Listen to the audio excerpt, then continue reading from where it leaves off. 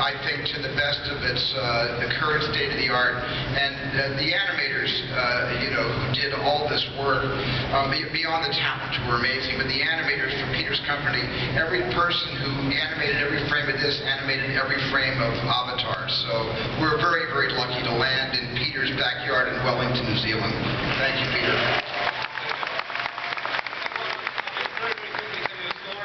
It's so weird how fate kind of goes around in circles. That when I walked out of seeing Jurassic Park back when it was originally screened, I made a couple of films, and I always had a love of effects. I was a big Ray Harryhausen fan, and I knew that the movies I wanted to make were going to need that level of visual imagination that you couldn't give your real world. And when I came out of Jurassic Park, I knew that if I wanted to carry on doing what I love doing, I would have to get involved in computer effects, because obviously that Tyrannosaurus had a profound effect on me. Still does to some. And so we got our first computer a few weeks later. I literally had to mortgage the house almost to get a Silicon Graphics computer. And we did a film called Heavenly Creatures, which had 30 or 40 shots. And then we went on and did a couple more films. The next one we got 50 or 60 computers. Obviously Lord of the Rings, 500 or 600 computers. And eventually, having done Avatar, I think we'd a digital now have about 2,000 computers. But the really weird thing is that that's the company and the talent that's doing Tintin now for Stephen. And if it hadn't been for Jurassic Park, it wouldn't exist. So it's just, I always think that fate's an incredible thing, the way that it ultimately works out. And by the way, since we thanked Stephen for Raiders, Peter, Lord of the Rings.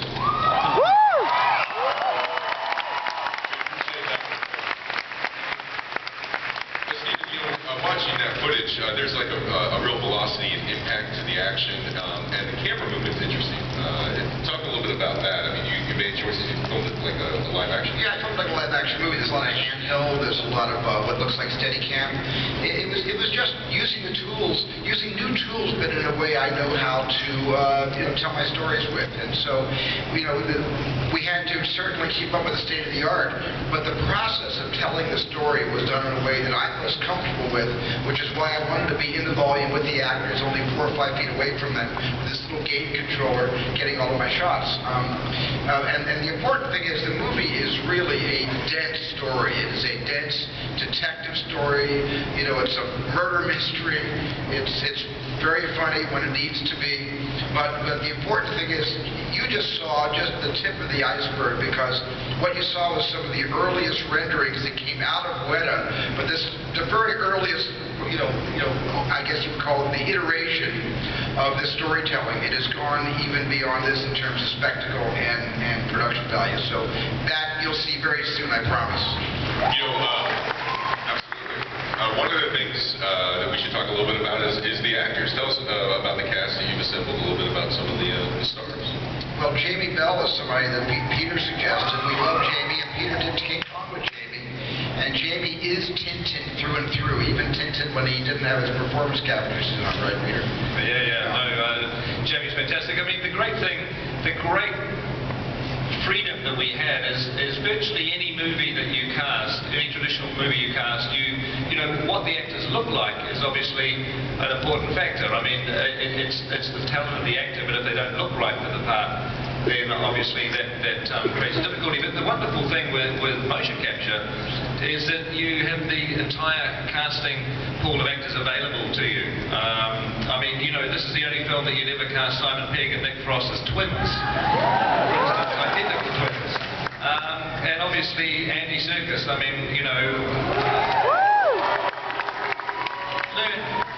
clearly learned everything he needed to about Captain Haddock from my test, of course, but and managed to bring a little bit of his own to it, I would have to say.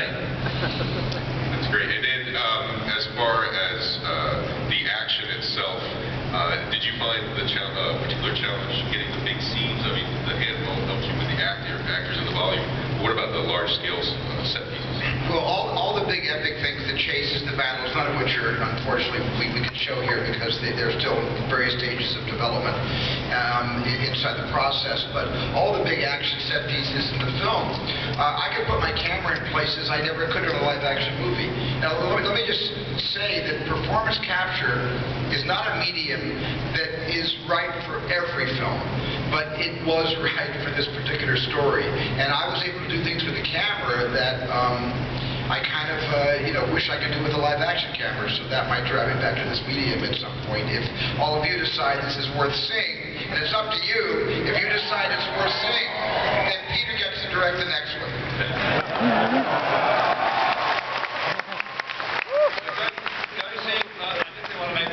Film. Please. Both of you guys are known for your collaborations with other people, be it District 9 or Super 8 or all the many different things that you guys do. And all of us are sort of fascinated by your careers. Tell us about this particular collaboration, the physics of it, and sort of the maybe how it came across, how it worked out. Did you guys take to each other pretty quickly? Yeah, I mean, I first met Peter when I was standing at the microphone like this at the Kodak Theater, and I, took my hand and shook his while I handed him his Academy Award for Lord of the Rings. That was the first time we ever shook hands and ever met, with about 800 million people watching.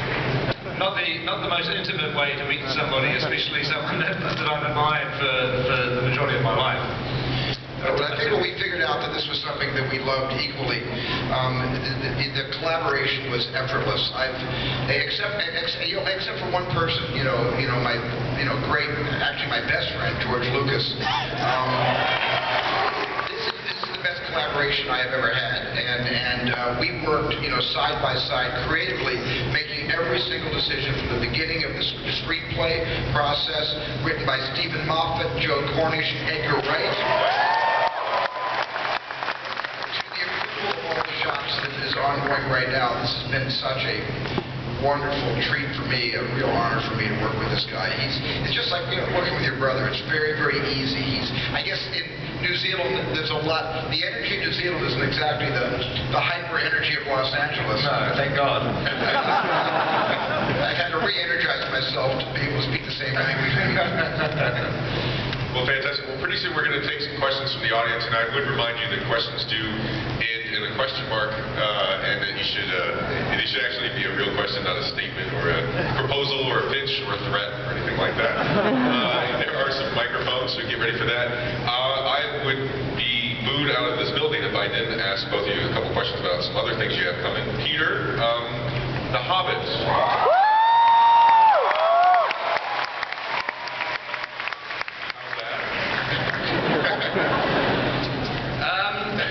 What's that? Again? No, it's great. I mean, I guess, has anybody seen the latest blog that was on?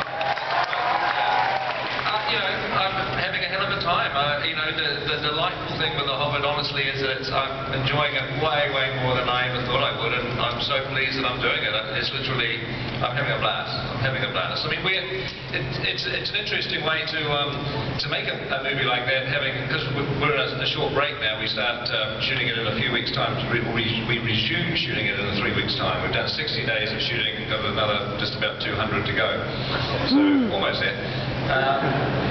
But when we set out, we wanted to cast Martin Freeman as Bilbo. Literally couldn't think of anybody else better.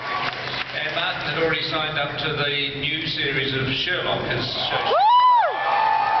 So this break is actually somewhat enforced by the fact that Martin has had to return to the UK to do Sherlock, but it's terrific because it's allowing me to re-energize, and we're doing a lot of pre-production for the next couple of 100 days of shooting. But it's going fantastically well.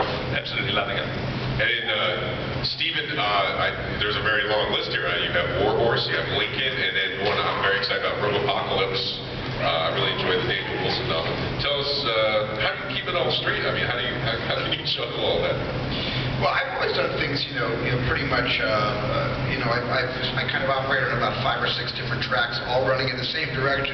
And I love doing multiple projects at the same time, because one thing that directors lose, first of all, the first thing the director, really mourns the loss of, but happens to all of us, is our objectivity. And I find that when I do more than one project at the same time, I can go away and work a bit on Lincoln, and then let's say come back to post-production on Warhorse, and really see it for the first time. So I use the projects to really, create some clarity in the way I can return and see what I can change, what I can shorten, how I can make it better. So it's actually been a benefit to me, not a deterrent. Oh, that's fantastic. Okay, well, let's see. I think we're going to try to take some questions from the audience. Are we ready for that? Oh. Mr. Spielberg, Mr. Jackson, I love you. I love you. You're the best filmmakers in the world. I got a question for you, but I'm sorry, I'm so nervous here. Is it true that when you was filming Daniel Craig, when he met Clint Eastwood, was he wearing mocap tights?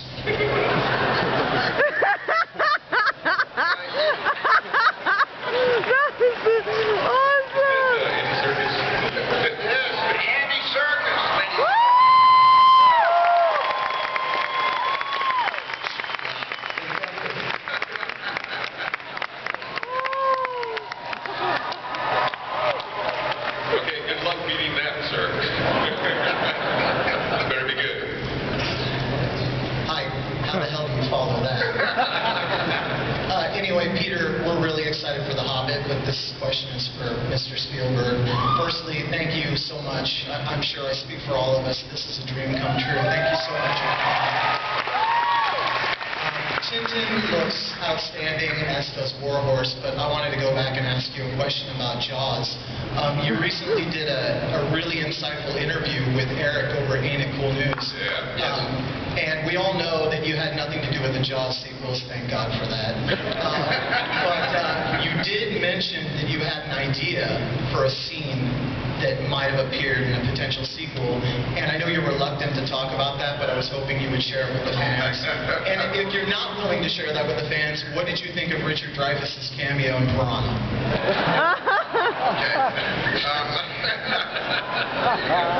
Well, it's not that I'm not willing to share it with the fans, but I'm trying very, very hard to keep Jaws at a minimum of 3 movies. The first one, which I directed, I don't want to give Universal any ideas. They're going to run off and make it with somebody else. There's a book that's out now, which I would say it would be suggested reading. It's almost in the form of a coffee table book, but it's a book that interviews all the people on the island of Martha's Vineyard, both who worked with us and who just observed us, insanely spending 9 months making that movie in the middle of the ocean and on shore. And I would recommend to all of you fans that it is a book that really shows what kind of a support system an entire community can be in allowing us to make our movies. It's a wonderful coffee table book about the making of Jaws. Of course, it's come out, over 30 years late, but it's a great book. Fantastic. Next question. Hello, my name's Sam. You two are amazing. I should say that. People in your childhood, how much do they affect how you direct your movies? Well, I think for me, that question is how much of your own child that you use to make the films. I mean, I'm totally a kid still. I mean, honestly, everything that I loved from the age of 6 or 7 through to being 17, everything that my hobbies, like model train sets and World War I airplanes and movie making and King Kong and Ray Harryhausen's movies, everything I'm still obsessed by. I mean, I literally don't have any new interests since I was about 17 years old. And sad. Some people think that's sad, but I actually like it. I really enjoy it. When I make movies, I'm literally trying to make them for the kid that I was and I still am. I mean, there's nothing sort of secret about it, really. Hi there. Next question. Yeah, it's nice that you love Ray Harryhausen, because he's inspired us all. Yes. I just wanted to ask you, how do you compare Beowulf, like the CGI and that, to Tintin? Well, the evolution of this technology has come to the point where we really, can be photorealistic to the extent that the animators not just create a facial character that slides into various poses or expression, but they create the musculature, they create the nerves, they actually create an anatomy that responds like we respond, or like any actor responds in a live-action movie. So the facial equivalent, as you can see on some of the footage, of an emotion, of an intensity, is exactly and absolutely lifelike. And that was just because we have evolved with this technology from the Polar Express, and the biggest quantum leap ahead, of course, were the Na'vi in Avatar. We were the very happy, beneficiaries of that technology and those animators. Thanks. Hi there, how are you? Oh. Okay. Hello, my name is Alex. This one's for Steven Spielberg. I really like all your movies. I'm wondering what your favorite one was to make. Oh, that's great. Great.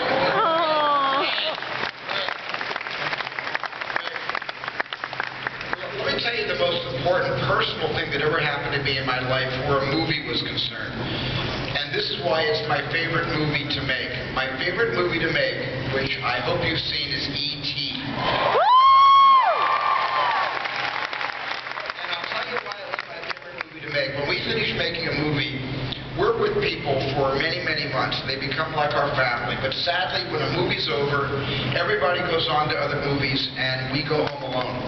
And I got so close to those kids, Robert McNaughton and Henry Thomas and Drew Barrymore, that this time when I went home for the production of E.T., I didn't want to go home. I wanted to come back to the movie, but it was over. And then I realized, why was I feeling so sad that that experience had ended? And I realized, for the first time in my life, that I wanted to have children. I never felt that before E.T. I have 7 now, thanks to E.T.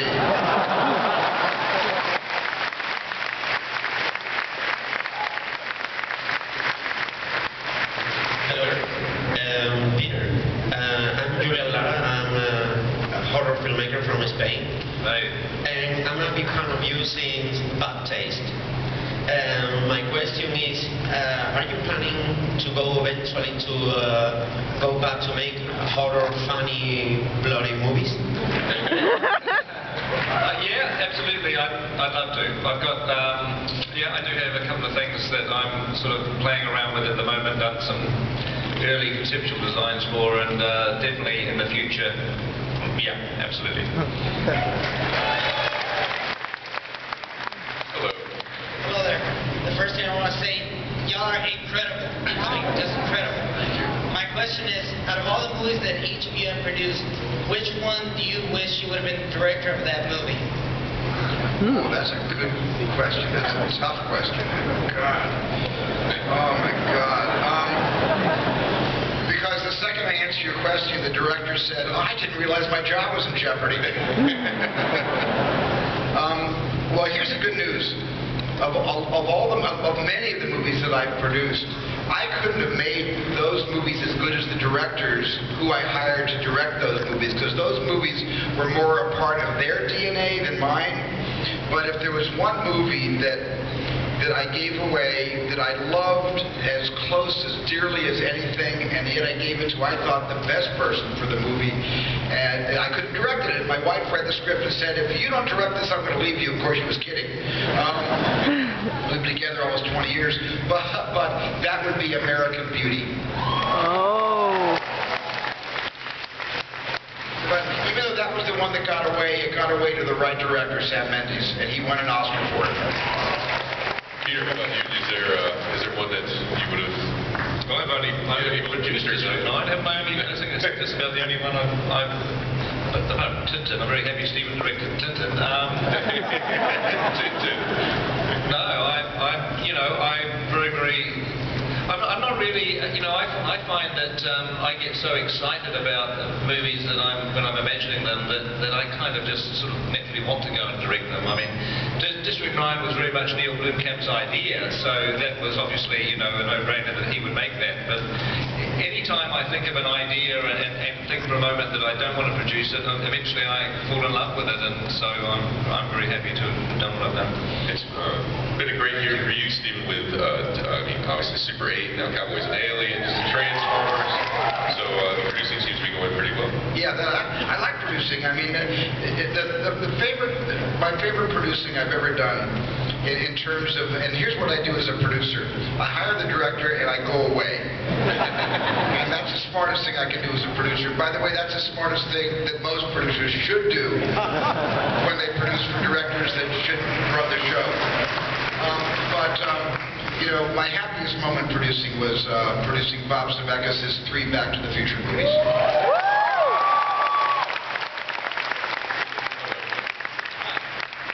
My question's for both of you guys. After all of your achievements and accolades, what keeps you guys going? What keeps you guys inspired? And for Steven, is there any chance you can get Tom Hanks to come down here? He's never been down here. Maybe now that I've come down here, he'll come down here next year. You know, what keeps me going is you. If it weren't for you, I would stop. Seriously, you guys girls all keep us going. You know, we cannot make the kind of audience movies we make without your support and without the fact that you see them more than one time, and the fact that you write about them, and the fact that you're honest in your feelings about them, and you're also honest in your feelings about us. You don't love me all the time. You love me sometime. Sometimes you don't, and you take us to task. And by the way, it keeps us honest. Keep taking us to task when you feel like it, please.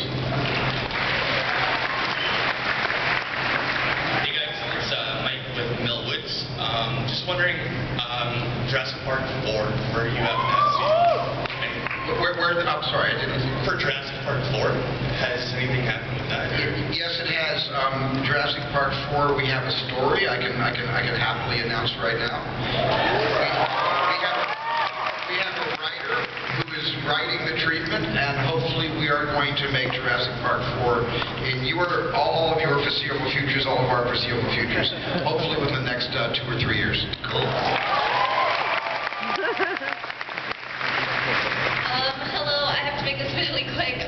Thank you, Peter Jackson, for your work on Lord of the Rings. It's my favorite film trilogy, so thank you so much.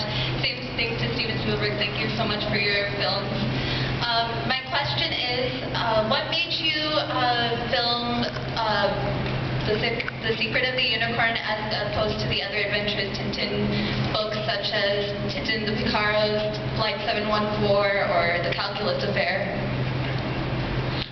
Well, it was an interesting choice because there is 24 Tintin adventures and they're all different. I mean, they go to different parts of the world. Some of them are even different tones, different themes. But we wanted to start the cinematic life of Tintin, as you could say, with a story that brought Captain Haddock and Tintin together, because for us that relationship was critical. Even though Hergé started the Tintin series without Captain Haddock in the 1930s, by 1939, 1940 he developed the Captain Haddock character, and so we wanted that meeting between those two to be part of the first film, and that meeting comes from the crab with the golden claws.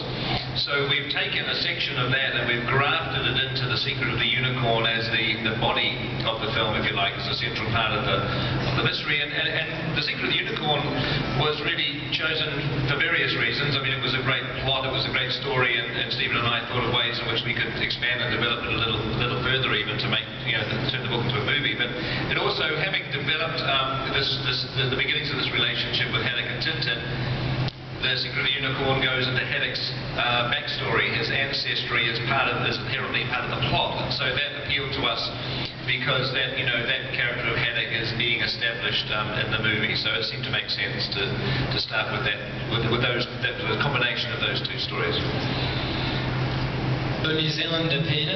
Hey, how are you, mate? I'm good. Thanks for judging the 48 hours. It's a pleasure.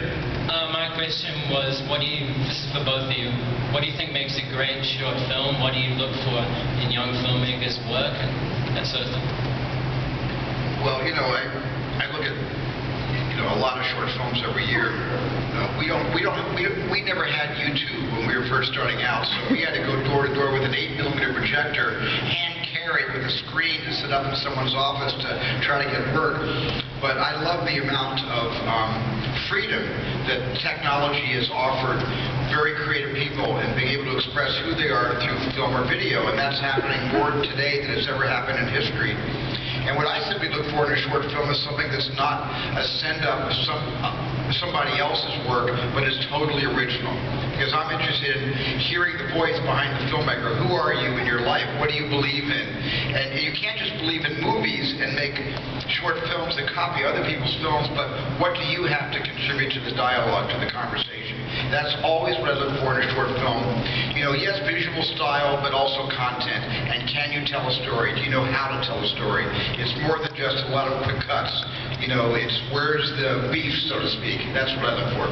I mean, I think that, you know, you can't actually describe ingredients that would go into a good short film. What you're looking for is you want to react to the film in a way that excites you, and that you see things in the movie that give you a sense that the person that made this film, or the people that made the movie, have a real inherent understanding of storytelling and film, and it's intangible. There's no ingredients. It's just either there or it's not, or you see a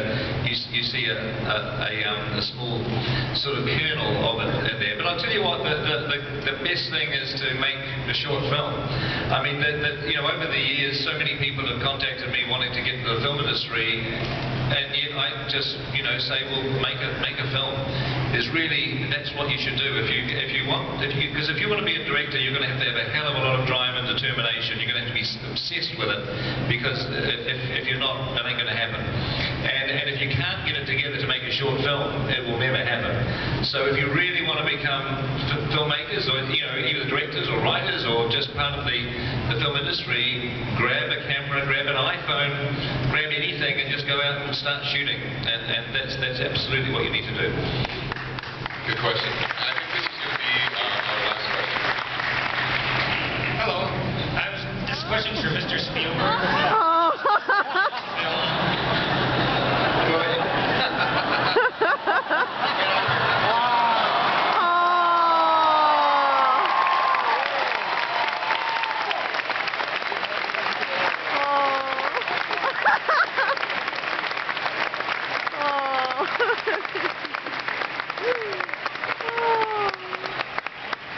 And Peter Jackson is going to photograph this. So you, sir, are the luckiest man on the planet.